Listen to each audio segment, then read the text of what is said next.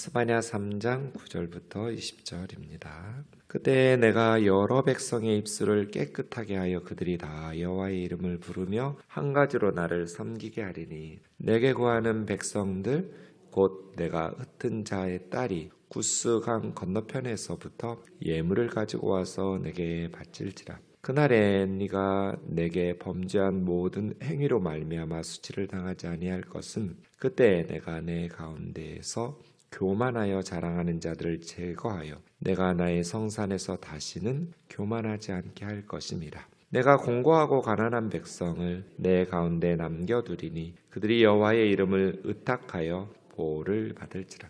이스라엘의 남은 자는 악을 행하지 아니하며 거짓을 말하지 아니하며 입에 거짓된 혀가 없으며 먹고 누울지라도 그들을 두렵게 할 자가 없으리라. 시온에 따라 노래할지어다. 이스라엘아 기쁘게 부를지어다. 예루살렘 따라 전심으로 기뻐하며 즐거워할지어다. 여호와가 내 형벌을 제거하였고 내 원수를 쫓아냈으며 이스라엘 왕 여호와가 내 가운데 계시니 내가 다시는 화를 당할까 두려워하지 아니할 것이라. 그날의 사람이 예루살렘에 이르기를 두려워하지 말라. 시온아 내 손을 늘어뜨리지 말라. 너의 하나님 여호와가 너의 가운데 계시니 그는 구원을 베푸실 전능자이시니라. 그가 너로 말미암아 기쁨을 이기지 못하시며 너를 잠잠히 사랑하시며 너로 말미암아 즐거이 부르며 기뻐하시리라 하리라. 내가 절기로 말미암아 근심하는 자들을 모으리니 그들은 내게 속한 자라. 그들에게 지워진 짐이 치욕이 되었느니라. 그때 내가 너를 괴롭게 하는 자를 다 벌하고 저는 자를 구원하며 쫓겨난 자를 모으며 온 세상에서 수욕받는 자에게 칭찬과 명성을 얻게 하리라. 내가 그때 너희를 이끌고 그때 너희를 모을지라. 내가 너희 목전에서 너희의 사로잡힘을 돌이킬 때 너희가 천하 만민 가운데에서 명성과 칭찬을 얻게 하리라. 여호와의 말이니라. 아멘. 지난 한 주간 묵상했던 스바냐서의 마지막 본문입니다. 오늘 본문에는 그때에라는 말이 9절, 11절, 19절, 20절 계속 반복하고 있습니다. 그때뿐 아니라 그날에라는 표현들도 계속 반복되고 있습니다. 그때, 그날은 언제냐면 앞에 1절에서 8절까지 말씀하신 그때를 의미하는데 앞에 1절에서 8절은 예루살렘의 심판이었습니다. 근데 예루살렘의 죄로 말미암아 하나님의 심판을 받는데 예루살렘 성읍만 심판받는 것이 아니라 8절에 보면 온 땅이 나의 질투의 불에 소멸되리라 이렇게 말씀하십니다. 예루살렘이 심판받는데 왜 온 땅이 소멸될 것인가? 예루살렘은 하나님의 이 땅을 향한 최후의 희망, 최후의 보루이기 때문입니다. 교회는 이 세상에 대한 마지막 희망과 최후의 보루라고 할 수 있습니다. 왜냐하면 하나님께서는 교회를 통해서 세상을 구원하시고 교회를 통해서 세상을 복되게 하실 거잖아요. 근데 교회가 부패해요. 예루살렘이 우상 숭배하고 영적으로 타락하고 윤리적으로 하나님 말씀에 불순종하면서 타락하고 그럼 이 세상을 누가 구원하고 이 세상에서 누가 하나님의 역사를 이루고 갈 거예요? 이방은 다 우상 숭배하는 나라들인데 하나님을 거부하고 우상을 섬기는 나라인데 예루살렘마저 우상 숭배하면서 영적으로 타락하면 온 땅이 소멸되겠죠. 지금으로 하면 교회가 예루살렘 같은 거죠. 교회가 하나님의 뜻을 하나님의 복음을 전하면서 하나님의 뜻을 이 세상 가운데 나타내면서 세상을 구원해내고 세상에 하나님의 복이 임하도록 그런 역할들 제사장 나라의 역할을 해야 되는데 교회가 부패하고 타락하면 교회가 심판을 받으면 세상이 소멸되는 거죠. 그래서 예루살렘은 열방을 위한 하나님의 소망, 역사의 보루라고 말할 수 있는데 그런 의미에서 교회도 비슷하죠. 근데 예루살렘이 하나님의 심판을 받아요. 오늘 9절부터 20절까지는 그때예요. 그때. 하나님의 백성인 예루살렘이 심판을 받고 예루살렘뿐 아니라 온 땅이 하나님의 진노의 불에 소멸될 때 9절부터는 새로운 희망이 시작됩니다. 그때에 심판의 때거든요. 앞에 1절에서 8절까지의 때니까요. 하나님의 심판을 받는 그때에 근데 하나님께서 세상을 심판하시는 목적은 심판 자체에 있지 않습니다. 스바냐뿐 아니라 모든 선지자들의 공통된 선지자들은 다르지만 그 선지자들에게 메시지를 주시는 하나님은 동일하신 한 분이시니까 같을 수밖에 없겠죠. 시대에 따라서 선지자들이 자기 상황에서 역사적 소임을 다하면서 하나님의 말씀을 전하는데 그 선지자들의 메시지의 원리가 똑같아요. 세상을 향한 하나님의 심판은 심판의 메시지로 끝나지 않아요. 새로운 역사의 희망의 메시지로 끝나요. 그게 오늘 본문이에요. 1절에서 8절까지는 심판의 메시지고 하나님의 진노의 불로 세상의 심판을 받는다인데 그때에 그냥 8절에서 끝나지 않고 스바냐서가 20절에서 끝나는 거예요. 새로운 역사의 희망. 그래서 세상을 향한 하나님의 심판은 심판 자체에 있다기보다는 그 심판 속에서 순결한 하나님 나라를 세우는 것이 목적이에요. 심판으로 끝나지 않고 새로운 하나님의 백성들이, 순결한 하나님의 백성들이 세워지는 것이죠. 그래서 그때에 내가 하나님께서 여러 백성의 입술을 깨끗하게 하여 이스라엘뿐 아니라 여러 백성의 입술을 깨끗하게 한다는 거잖아요. 그러니까 입술을 깨끗하게 한다는 건 뭐예요? 입술이 더러웠었다는 거죠. 입술이 더러웠다는 것은 무슨 뜻일까요? 그 다음 문장을 보시면 돼요. 여러 백성의 입술을 깨끗하게 하여 그들이 다 여호와의 이름을 부르며 한 가지로 나를 섬기게 하리니. 그러니까 입술이 더러웠었는데 깨끗해져서 하나님의 이름을 부른다는 거잖아요. 그 입술이 더럽다는 건 무슨 뜻이에요? 뭐 욕하고 상스러운 말을 한다는 뜻이 아니라 여기에서는 우상의 이름을 부른다는 거잖아요. 온 세상 사람들은 하나님의 이름을 불러야 돼요. 하나님의 이름을 부른다는 것은 하나님을 의지하면서 하나님께 도움을 구하면서 산다는 뜻이에요. 그리고 하나님을 높여 찬송하면서 하나님을 예배하면서 섬긴다는 뜻이에요. 하나님의 이름을 부르면서 하나님께 도움을 구하고 하나님의 이름을 부르면서 하나님께 영광 돌리며 찬송하고 하나님을 경배하며 예배해야 되는데 왜요? 온 땅을 하나님 만드셨으니까요. 열방의 사람들이 우상의 이름을 부르고 우상에게 도움을 청하고 우상의 이름을 부르면서 우상을 예배하고 경배하니까 입술이 더러워졌다고 말하는 거예요. 지금 세상도 마찬가지죠. 더러워진 입술을 하나님께서 심판을 통해서 깨끗하게 한다. 입술이 깨끗해져서 이제 어떻게 해요? 여호와의 이름을 부르고 여호와를 섬기고 예배하고 경배하는 열방의 하나님의 백성들이 된다. 그래서예요. 이게 참 역사의 아이러니인데요. 사도행전에 보면 예루살렘 교회에 박해가 임했어요. 그랬더니 예루살렘 교회의 성도들이 흩어졌어요. 박해를 피해서. 그랬더니 안디옥 교회가 만들어지고 이방의 교회들이 세워지죠. 박해 때문에 흩어진 하나님의 백성들, 성도들 때문에 이제 흩어진 곳마다 교회들이 세워지고 복음이 전파되는 것이죠. 그래서 박해로 말미암아 흩어진 성도들이 선교적인 사명을 감당하게 된 거예요. 예루살렘도 그래요. 심판을 받아서 열방에 쫓겨나고 포로로 끌려갔어요. 시간이 흘렀어요. 어떻게 됐을까요? 흩어진 이스라엘 사람들이 그 열방의 우상을 섬기는 하나님 선교도 소용없네. 나라 망하는구나. 이런 사람들도 있지만 그곳에서 신실하게 회개하면서 우리가 무엇을 잘못한 것일까? 우리 조상들이 어떤 죄 때문에 이렇게 나라가 망하고 하나님께서 열방에 우리를 흩으셨을까? 깨닫고 회개하면서 그냥 회개 안 돼요. 말씀의 종들이 있어야 돼요. 우리 요한계시록에서 보았듯이 사람들은 심판을 받는다고 해서 회개하고 하나님께 돌아오지 않아요. 반드시 하나님의 말씀이 심판받는 백성들에게 선포돼야 그들이 깨닫고 회개하고 하나님께로 돌아오는 거죠.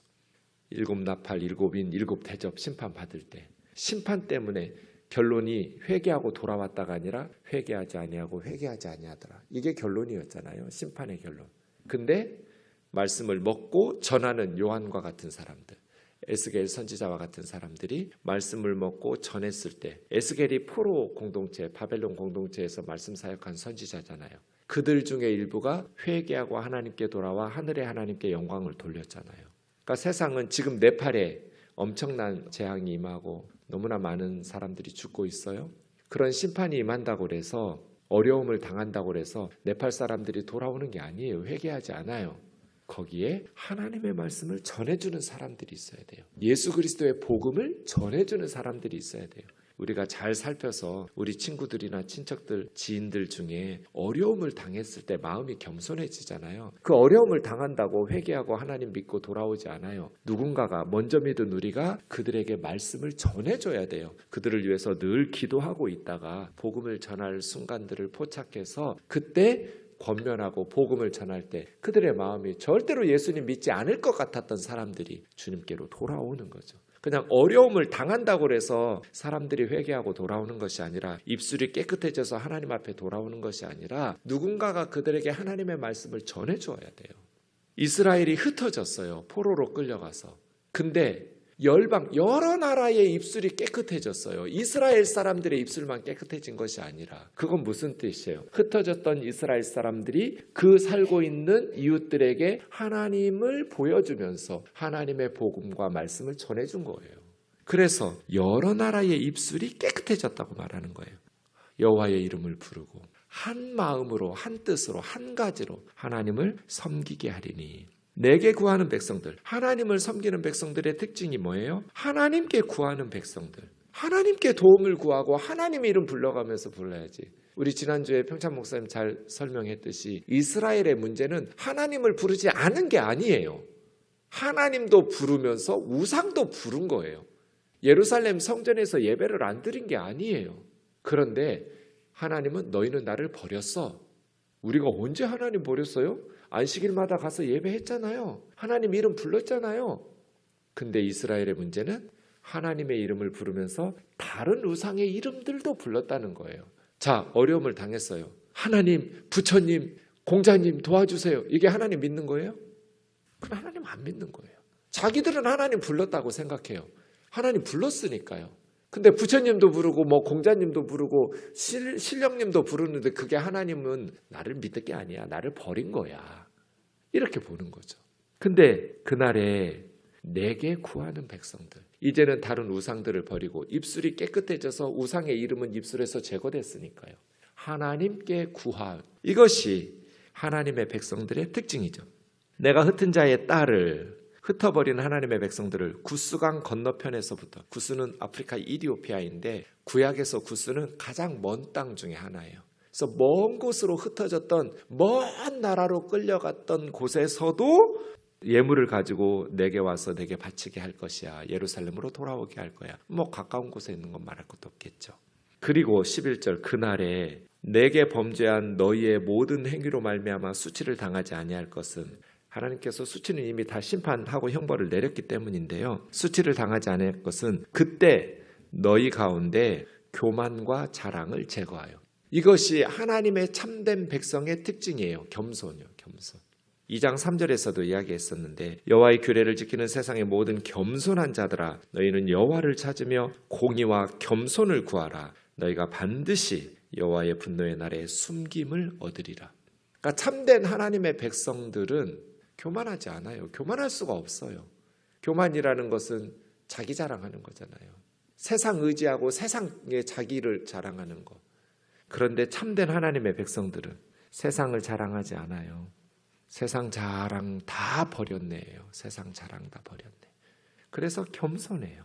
하나님께서 심판하시면서 그렇게 목을 뻣뻣이 세우면서 교만하던 사람들을 다 제거하기 때문에 그날에 하나님께서 그들을, 겸손한 백성들을 다시 불러 모을 것이다. 내가 공고하고 가난한 백성을 너희 가운데 남겨두리니 그들이 여호와의 이름을 의탁하여 보호를 받을지어다. 곤고하고 가난한 백성, 영어 성경들은 대부분 온유하고 겸손한 백성, meek and humble 이래놨어요. 온유하고 겸손한 백성들을 남겨둘 것이다. 숨겨둘 것이다. 보호할 것이다. 이스라엘의 남은 자는 악을 행하지 아니하며 거짓을 말하지 아니하며 입에 거짓된 혀가 없으며 먹고 누울지라도 그들을 두렵게 할 자가 없으리라. 하나님께서 심판 중에 보호하시는 참된 하나님의 백성들을 두렵게 할 자가 없을 것이다. 그래서 1절에서 8절까지 심판 중에 9절에서 13절까지 보호받는 남은 자들이 있어요. 근데 그들만 보호받는 것이 아니라 여러 입술들, 이방 나라 사람들이 하나님께로 회개하고 돌아와서 보호받아요. 그때에 무슨 일이 있을까요? 세 가지 일이 있을 거예요. 이 14절부터 20절까지는 돌아오는 주일의 설교 본문이니까 주일에 자세히 보도록 하고요. 그 세 가지가 뭐냐? 우선 찬양이에요. 하나님의 심판을 받고 회개하고 돌아온 참된 하나님의 백성들의 세 가지 특징이 첫 번째가 찬양이에요. 시온에 따라 노래할지어다, 이스라엘아 기쁘게 부를지어다, 예루살렘에 따라 전심으로 기뻐하며 즐거워할지어다. 왜요? 스바냐는 새로운 공동체의 첫 번째 특징으로 찬양을 이야기한 이유는 구원의 감격이 그들에게 있기 때문이에요. 구원받은 하나님의 백성들이 왜 감격스럽게 찬양해요? 예수 그리스도의 십자가로 말미암은 구원 때문이잖아요.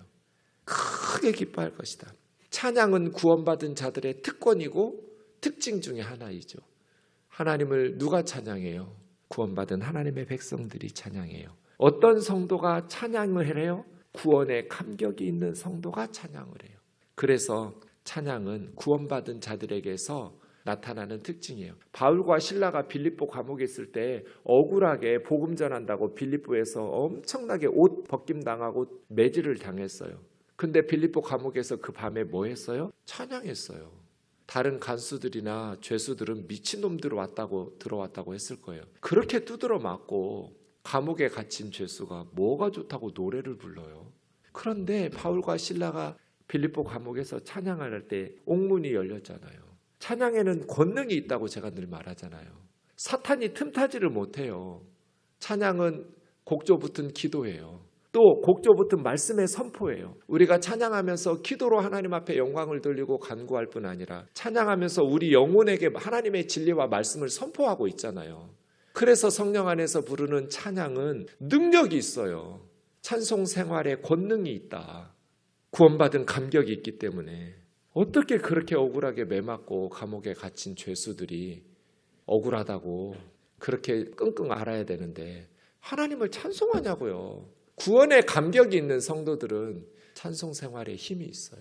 그리고 반대로 그 찬송 때문에 힘든 세상을 이겨내요, 믿음으로. 그래서 찬송의 능력이 있어요. 늘 기도하는 것은 우리 우면동 식구들이 전심으로 찬송하는 자들, 그래서 힘든 세상을 믿음으로 승리하는 그러한 구원의 감격이 있는 예수 그리스도의 십자가를 높이고 찬양하고 하나님의 말씀을 노래하는 자들이 되기를 원해. 이게 구원받은 백성들의 첫 번째 특징이에요.